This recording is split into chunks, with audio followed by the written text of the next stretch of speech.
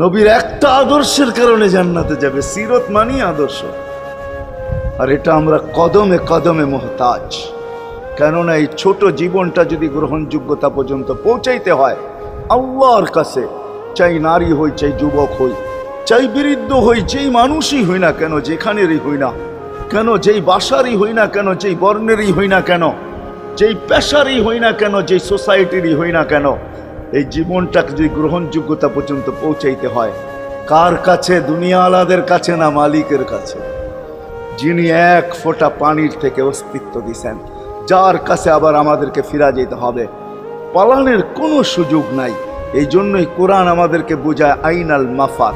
আল্লাহ বলতেছে কোথায় ভাগবে তুমি, বলো কোথায় ভাগবে?